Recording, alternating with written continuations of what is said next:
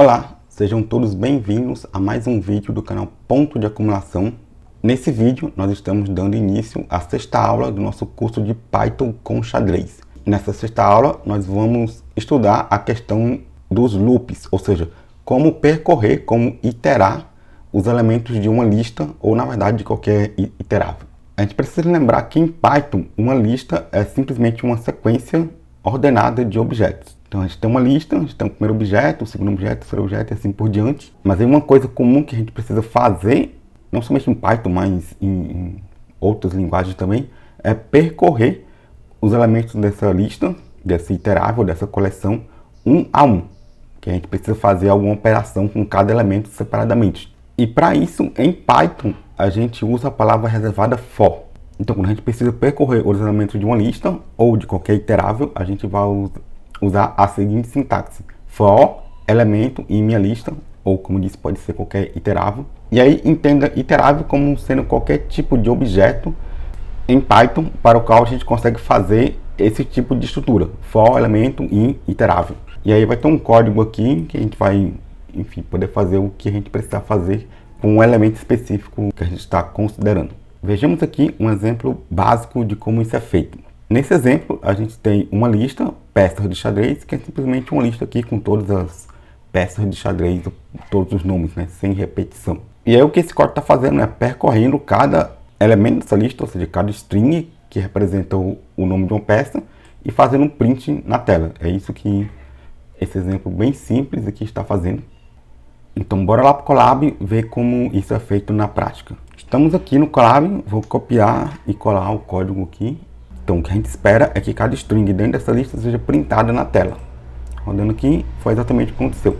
E aí, como eu disse, essas operações podem ser absolutamente qualquer coisa. Ou seja, o que eu botar aqui, né, dentro desse bloco de for, pode ser o que eu quiser. Então eu posso, por exemplo, querer printar aqui peça, mas com letras minúsculas, né? Então peça.lower.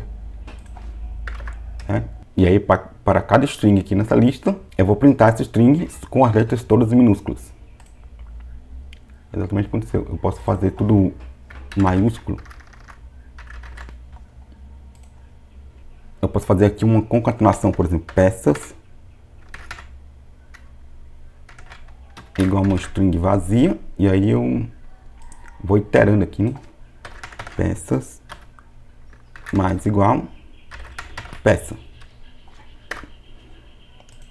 E aí no final eu printo peças. Vai ficar uma coisa meio feia aqui, ou seja, vai ser tudo concatenado aqui, sem espaço nenhum. E como resultado aqui a gente viu todas essas strings juntas, concatenadas, sem espaço, uma depois da outra. Mas é só para a gente mostrar como dá para fazer o que você quiser aqui dentro desse for. Vamos ver aqui um exemplo um pouco mais elaborado. Nesse exemplo a gente tem uma lista de números de 1 até 9. E aí a gente vai percorrer essa lista. For num em números, o que a gente vai fazer com num? A gente vai verificar se ele é divisível por 3. E aí você deve lembrar do operador aqui mod. Né? Ele calcula o módulo desse número inteiro dividido por outro número inteiro. Ou seja, o resto da divisão. Então se eu quero saber se o número é divisível por 3, eu calculo o mod, o resto da divisão, e vejo se esse resto é igual a 0. Se for igual a 0, é divisível por 3. Se não for, é porque não é divisível por 3, que ele vai deixar um resto 1 ou 2. Se o número for divisível por 3, eu só faço o print. Número é divisível por 3, caso contrário eu faço um outro print, número não é divisível por 3. E aí bora ver aqui esse exemplo no Colab. Vou colar aqui o código que eu copiei, vamos rodar. Então o que a gente espera? Ele vai percorrer cada elemento da lista. A primeira vez que passar por esse for, esse num vai ser igual a 1, que é o primeiro elemento da lista. E ele vai se perguntar se o resto da divisão de 1 por 3 é igual a 0, que na verdade no caso não vai ser, vai deixar o resto 1. Então ele vai cair no else, então ele vai printar aqui 1 não é divisível por 3. Aí ele vai passar para o próximo 2, vai verificar esse condicional. Novamente vai cair no else, porque o 2 não é divisível por 3. Então vai ter o print 2 não é divisível por 3. E aí passa para o próximo número aqui dessa lista, que é o 3. 3 é divisível por 3, vai cair aqui no if, no primeiro condicional, e vai printar 3 é divisível por 3. E assim por diante até percorrer todos os números dessa lista. Então vamos rodar aqui. Como a gente disse, 1 não é divisível por 3, 2 não é divisível por 3, e assim por diante.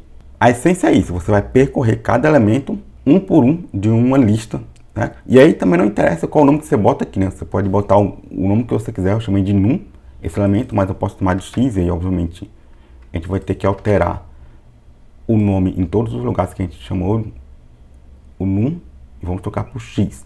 Ele está até acusando aqui, num is not defined, porque não está definido o que é esse num, né? E aí a gente pode rodar novamente. Ele fez um import aqui, que é isso. Aqui foi um X maiúsculo. Vamos rodar novamente. Acho que ou rolou um autocomplete aqui, ficou meio bagunçado, mas já ajustei o código. Então, só para mostrar que você pode chamar o que você quiser. E aí a gente pode usar esse tipo de estrutura do for, de iterar sobre uma lista, para fazer vários tipos de coisas. Vamos ver aqui alguns exemplos. A gente pode usar o for para construir novas listas. Nesse exemplo aqui, por exemplo, a gente tem uma lista de números de 1 a 9 e inicializa uma lista vazia de quadrados. Então, a ideia aqui é que a gente vai armazenar nessa lista quadrados os quadrados do número, ou seja, elevar ao quadrado. 1 ao quadrado, 2 ao quadrado, 3 ao quadrado e assim por diante. E para isso a gente pode fazer essa iteração, né? A gente já tem uma lista, a gente vai iterar sobre a lista de números, chama aqui de x, for x em números. A gente vai fazer um append na lista quadrados do x ao quadrado. Vamos ver esse exemplo aqui no Colab. Copia aqui o código. Então, essa lista quadrada vai ser inicializada vazia. A cada iteração aqui, for x em números, a gente vai incluir um novo elemento na lista quadrados. E aí no final a gente vai printar tudo. Temos aqui a lista quadrados, a gente printou aqui no final. Tem exatamente os quadrados dos números de 1 a 9, ou seja, vai ter os números 1, 4 até 81. A gente pode até ver aqui, podemos até dar um print quadrados em cada iteração para ver como que está essa lista a cada vez que a gente itera por um elemento da lista números. Então vamos rodar de novo esse código. A lista aqui quadrados começou vazia. A gente pode até dar um print aqui no vazio, né? Vamos rodar de novo aqui. Print quadrados.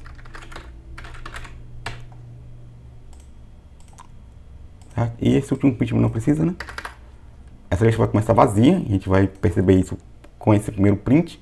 E aí a cada vez que o código iterar por cada elemento aqui da lista números, a gente vai ter um novo elemento sendo adicionado. A gente pode até printar também aqui o x, certo? Que é o elemento que está percorrendo essa lista. O primeiro elemento aqui que ele percorreu foi o 1, e ele adicionou o 1, que é 1 ao quadrado, na lista de quadrados. Depois ele passou para o elemento 2, e aí ele adicionou o 2 ao quadrado, que é 4, na lista. E assim por diante, até finalmente chegar no 9, onde ele adicionou o 9 ao quadrado aqui, que é o 81. Então, quando você está percorrendo aqui o for, o bloco de código que deve ser executado, ele é executado cada vez que você passa por um elemento. Não é executado tudo de uma vez, então é uma coisa meio que incremental aqui. Uma outra utilidade para o uso do for é a gente construir outras estruturas a partir do iterável que a gente possui. Então, vamos aqui ver um exemplo que a gente vai usar esse loop for para construir dicionários. Sempre lembrando que a gente precisa ter um iterável, gerar uma lista na qual a gente vai iterar, né, percorrer os elementos, e aí é que a gente vai percorrer esses elementos da lista para construir essa nova estrutura. Então o que a gente tem aqui é uma lista de peças do jogo, que é simplesmente uma lista de dicionários. Cada dicionário possui a chave nome com o nome da peça, a chave cor com a cor da peça e a chave posição com a posição da peça. E o que eu quero fazer aqui é separar essas peças, que podem ser brancas ou pretas, por cor. Então eu vou criar um dicionário, ele vai ter duas chaves, branca e preta. Na chave branca eu vou ter uma lista com as peças brancas. Na chave preta eu vou ter uma lista com as peças pretas, mas ambas as listas são inicializadas vazias. E aí a ideia é que eu vou preencher essas listas no loop. Para cada peça em jogo, eu vou olhar qual é a cor dessa peça, e eu sei a cor dessa peça simplesmente verificando aqui a chave cor. Lembra que aqui peça vai ser um dicionário com essa estrutura. Ou seja, eu vou estar esperando que em cada iteração essa variável peça seja um dicionário que contenha a chave cor, porque se não tiver vai dar problema. Podemos até ver isso acontecendo aqui no código. Eu vou adicionar aqui essa peça na lista correspondente da cor que eu quero. Vamos ver isso em ação no código. Que peça em jogos, uma lista com peças que são dicionários, e eu vou popular essa estrutura aqui separando cada peça pela respectiva cor. Vamos rodar aqui e no final eu vou printar. Então, rodando aqui. Não ficou muito legal. Vamos fazer aquele famoso pprint, né? From pprint import print, para ficar um print bonitinho, e aqui a gente dá um pprint, né? Então rodar aqui, então tá aqui mais bonitinho. Então a gente separou por cor. Aqui na chave branca tem apenas aqui as duas peças que são da cor branca. E aqui na chave preta temos essas 4 peças da cor preta. E aí entra o que eu falei, que essa peça aqui a gente está esperando que seja um dicionário que contenha a chave cor. Então, por exemplo, eu posso ter aqui, vamos só um exemplo aqui. Vamos supor que eu tenho uma peça desconhecida que não tem essa chave aqui. Pode ser, na verdade, não precisa nem ser um dicionário, né? Não, mas vamos colocar um dicionário sem a chave cor. E aqui vai ser, sei lá, um peão. Só porque não tem peão aqui, né? Nesse exemplo. Então, o que vai acontecer é que ele vai iterar aqui, quando chegar na última iteração, vai quebrar, porque ele vai procurar essa chave cor nesse dicionário peça e não vai encontrar.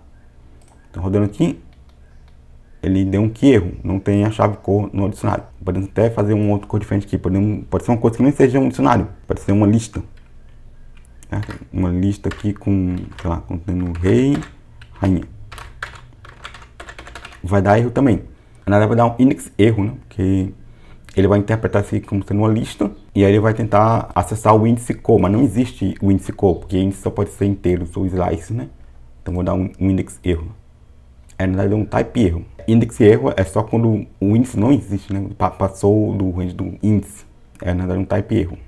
Mas enfim, o ponto é que deu um erro, porque você inteirou aqui pelos elementos de uma lista, no caso. Você esperava que todos os elementos dessa lista tivessem uma certa estrutura. Um dos elementos quebrou essa estrutura. Então, para esse primeiro vídeo é isso. A gente ainda vai ter, em sequência, outros vídeos falando ainda sobre a questão de iterar, sobre listas. No próximo vídeo, a gente vai ver como que a gente para um loop ou pula certas iterações e também como deixar a coisa mais dinâmica recebendo inputs do usuário. Então, se você curtiu esse vídeo, deixa o joinha, deixa também um comentário com sua dúvida ou com sua sugestão. E bons estudos e até a próxima.